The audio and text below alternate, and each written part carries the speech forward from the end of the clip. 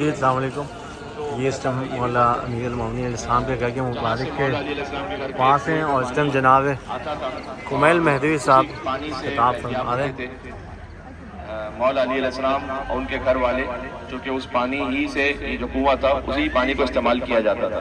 تو وہ بھی بحر علی وہاں اندر موجود تھا۔ اس کا باہر ایک کریکشن یہاں بھی دیا ہوا تھا، جو اس وقت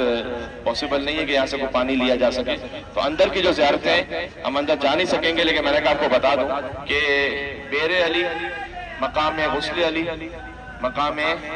کفن علی، یہ سب اندر ہی موجود ہے۔ اور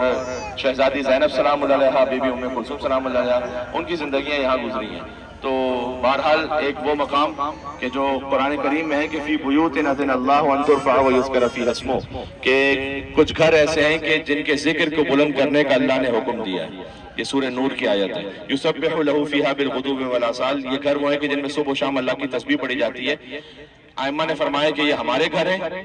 اور ایک اور لطیف بات یہ ہے کہ امام نے فرمایا ہے کہ جو امام کا گھر ہوتا ہے اس کی جو چھت ہوتی ہے وہ ظاہری تو ایک چھت ہوتی ہے، لیکن در حقیقت اس کی چھت، امام کے گھر کی چھت، وہ عرش الہی ہے، اور براہ راست نور کا ایک حالہ عرش سے لے کر امام کے بیت تک ہوتا ہے کہ اللہ سبحانہ وتعالیٰ کی جانب سے مسلسل فیض امام علیہ السلام کے گھر میں اس نور کے ذریعے سے نازل ہوتا ہی رہتا ہے، عرش سے لے کر یہاں بیت تک۔ فرشتے آتے ہیں اور یہاں پر ان کی معراج ہوتی ہے، اور ملائکہ یہاں آتے ہیں، زیارت کر کے واپس جاتے ہیں۔ ساری حدیثیں ہیں جو میں آپ کو سنا رہا ہوں۔ تو بیت علی اسی کی ایک بہت زندہ مثال ہے۔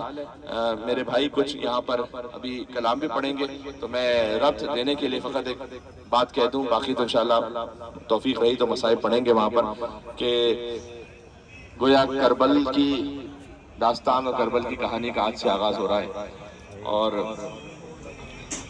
آغاز ہو رہا ہے کربل کی کہانی کا، اس لیے کہ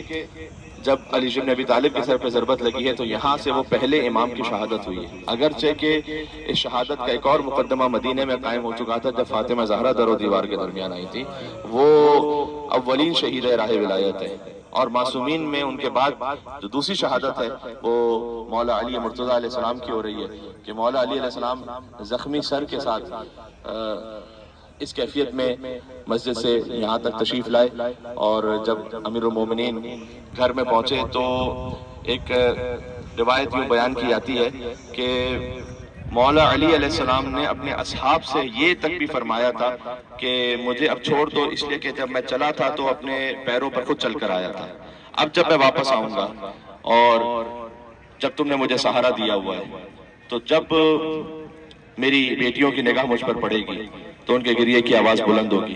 اور علی یہ پسند نہیں کرتا کہ کسی نامحرم کے کان میں شہزادی زینب کی گریے کی آواز پہنچ جائے، تو اتنا اہتمام کیا شہزادی زینب کی آواز کے پردے کا اسی کوفہ میں جب بی بی زینب 20 سال بعد آئی تو بے مخنہ و چادر تھی۔ اور میں تصور کرتا ہوں ایک کہ مولا علی کا گھر تو یہیں نشان تو باقی ہوگا، جب ابن زیاد کے دربار میں بی بی اس طرف آئی ہوگی تو